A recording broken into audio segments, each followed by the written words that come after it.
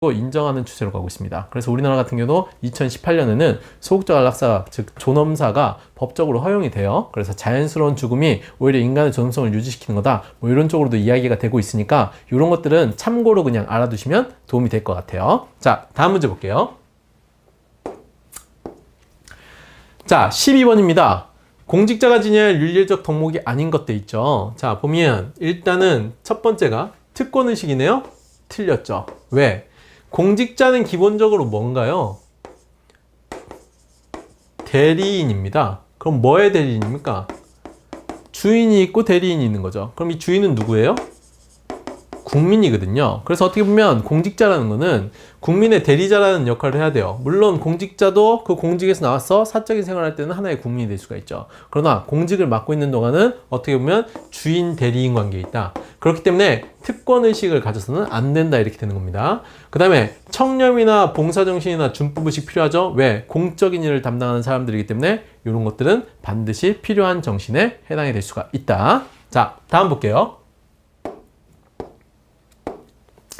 자, 덕윤리에서 강조하는 것을 보기에서 그런 것도 있어요. 덕윤리, 아까 좀 얘기하려고 하다가 말았는데 덕윤리는 뭘 보는 겁니까?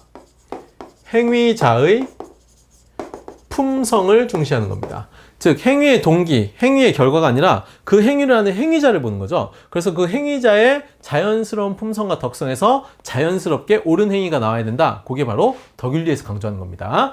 자, 그럼 보세요. 행위자의 성품 당연히 중요하게 보겠죠. 감각적 쾌락은 윤리적이라고 볼 수는 없어요. 그 다음에 선한 행위의 습관화, 그랬을 때 성품이 만들어지는 거죠. 역시 얘기할 수 있고, 최대 다수의 최대 행복의 원리는 이거는 공리주의 쪽에서 이야기를 하는 겁니다. 그래서 우리가 유용성의 원리라고 이야기하는 거거든요. 그래서 여기서 정답될 수 있는 거는 기억 디귿해서 2번이 되겠죠. 자, 다음 문제 보겠습니다. 자, 14번입니다. 다음 설명에 적합한 소비 유형이에요. 소비 유형인데, 아이고.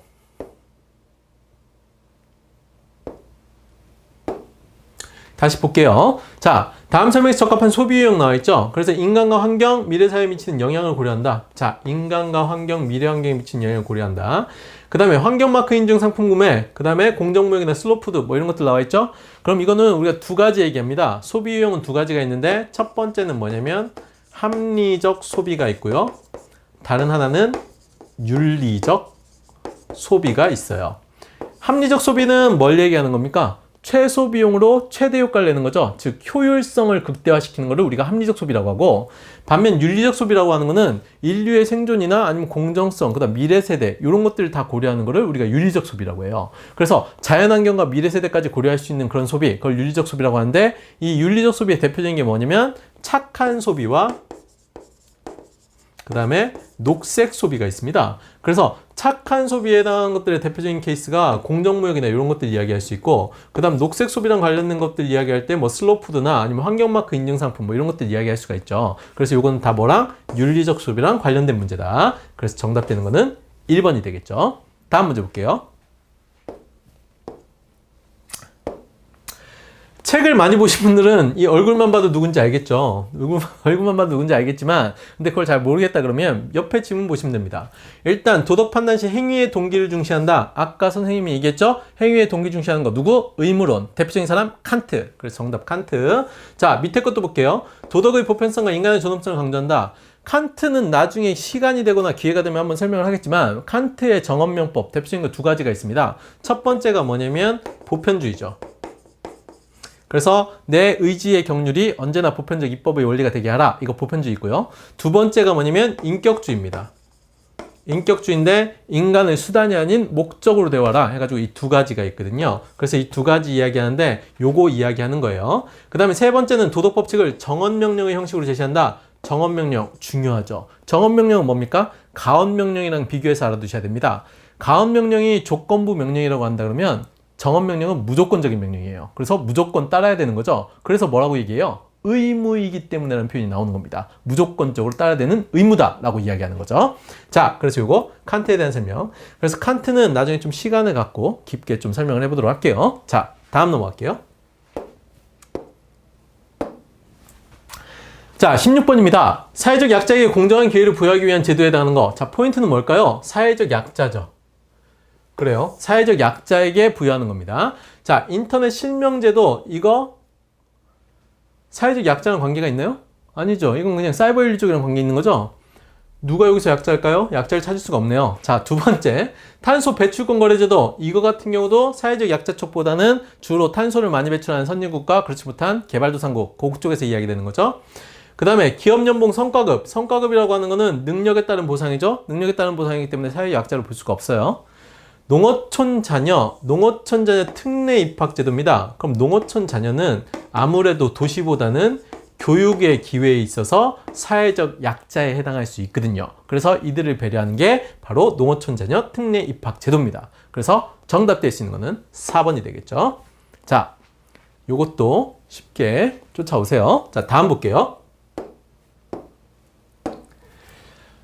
자, 17번입니다. 다음 내용을 주장한 사상가 나와 있죠. 그래서 모든 직업은 소명. 뭡니까? 직업 소명설 이야기하면 되겠네요. 그럼 직업 관련해서 직업 소명서, 즉 직업이라고 하는 거는 누가?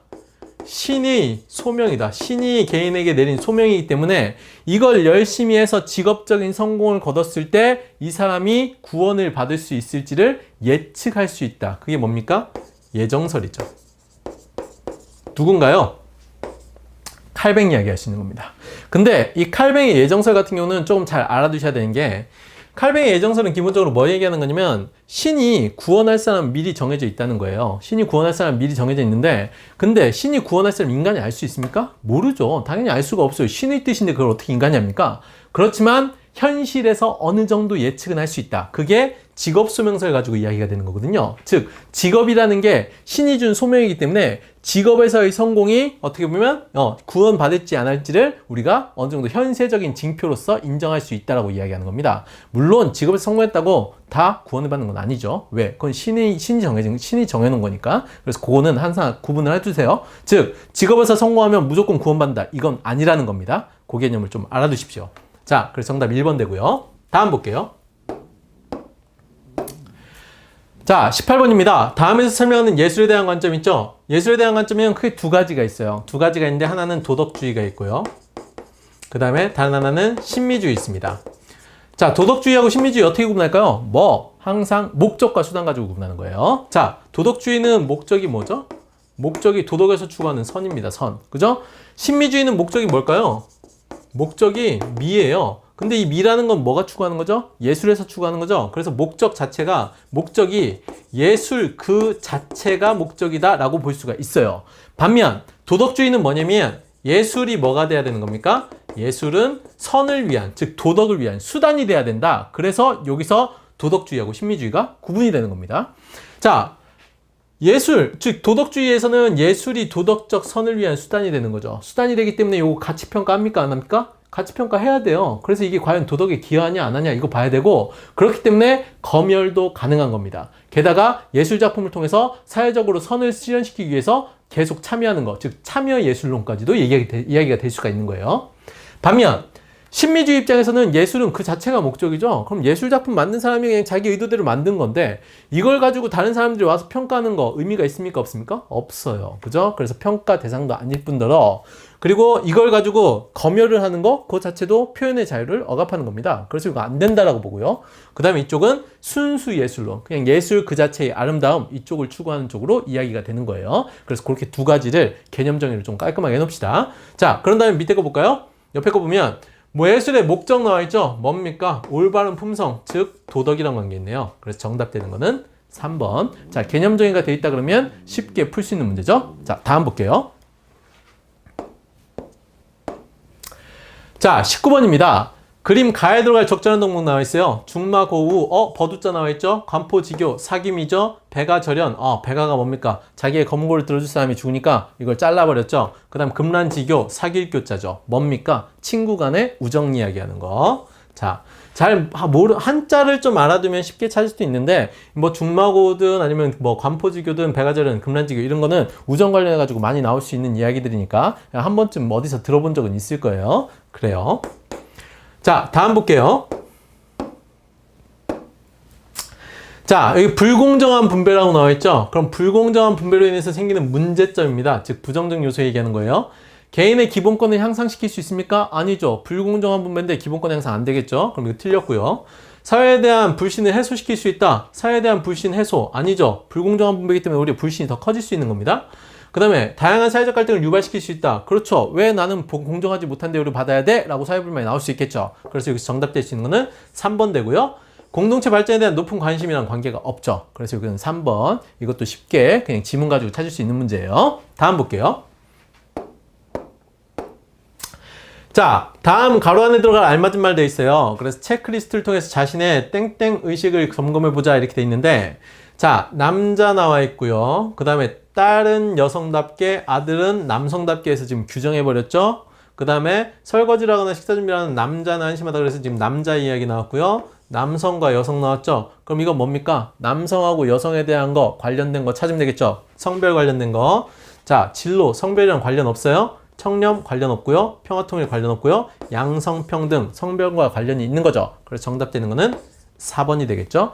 요것도 그래서 지문 가지고 쉽게 답을 유추할 수 있는 문제입니다. 자, 다음 볼게요.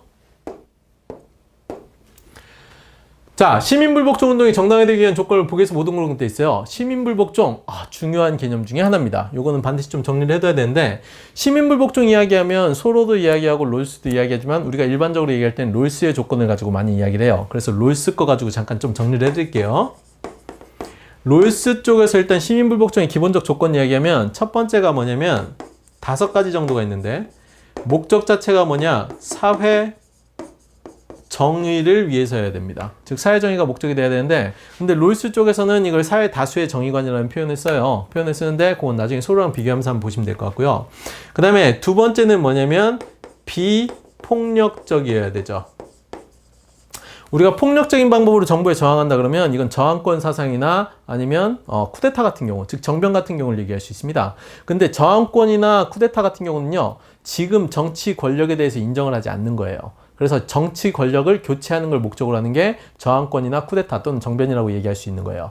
물론 저항권하고 쿠데타, 정변도 구분할 수 있죠. 즉 시민의 지지와 동의를 받으면 저항권이 될 수가 있는데, 그렇지 않으면 비정상적인 방법이다 그러면 쿠데타 또는 정변이라고 이야기할 수 있는 겁니다.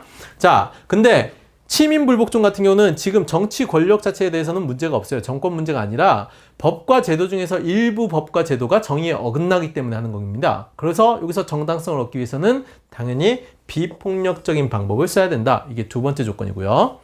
세 번째 조건은 뭐냐면 공개적이어야 된다. 그럼 왜 공개적이어야 됩니까? 이게 공개가 돼야 다른 사람들이 이걸 보고 이거 뭔가 잘못됐어 라고 해가지고 다른 사람들도 참여를 할 수가 있겠죠. 그래서 공개적이어야 된다는 게 세 번째 조건이 되고요. 그 다음에 네 번째는 뭐냐면 처벌을 감수할 수 있어야 된다. 즉 뭐냐면 시민불복종이라는 것 자체가 약간 공개적인 것도 있는데 법의 테두리 안에서 지켜져야 되는 거기 때문에 내가 이거 잘못됐다는 거 알고 그리고 그걸로 인해서 처벌받더라도 난 그거 할 수 있어, 감수할 수 있어 라고 하는 게 그게 시민불복종에 해당하는 겁니다. 그래서 처벌의 위험이나 처벌을 받을 수 있다는 것을 인지하고 하는 게 시민불복종이에요. 마지막 뭐냐? 바로 최후의 수단이라고 이야기를 하는 거예요. 그래서 보통 최후의 수단을 가지고 소로하고 롤스를 좀 비교하기도 합니다. 물론 소로 같은 경우는 양심이 근거가 되고 그 다음에 최후의 수단이라기보다는 뭔가 양심에 어긋났을 때 그때 바로 할 수 있는 건데, 근데 롤스는 기본적으로 이 5가지 요건을 충족하는 상황에서 시민불복종을 이야기하거든요. 그리고 우리가 롤스 이야기할 때 또 법에 대한 충실성이나 이런 부분 얘기할 수 있는데, 그런 것들이 어떻게 보면 비폭력적이나 처벌 감수나 최후의 수단 이런 것들 가지고 이야기할 수 있는 것들이에요. 그래서 이건 나중에 개념 정리하면서 좀 꼼꼼하게 다시 한번 정리를 하면서 이야기를 해볼게요. 자, 일단은 요게 시민불복종이 정당화되기 위한 조건들이니까 여기랑 관련된 거 찾으면 되겠네요. 일단 불복종 행위에 따른 처벌 감수 가능하죠. 그 다음에 자신에게 불리한 정책은 무조건 틀렸죠. 즉 사회 정의랑 관련이 있어야지 개인적인 사적인 감정이랑 관련이 있으면 안 됩니다. 그 다음에 사회정의 실현을 위해 사회정의 실현을 행위의 목적으로 삼아야 된다. 즉 목적 자체가 사회정의 이야기할 수 있죠. 그러니까 정답될 수 있는 거는 2번이 되겠죠. 자, 요거 개념 정리 꼼꼼하게 해두시기 바랍니다. 다음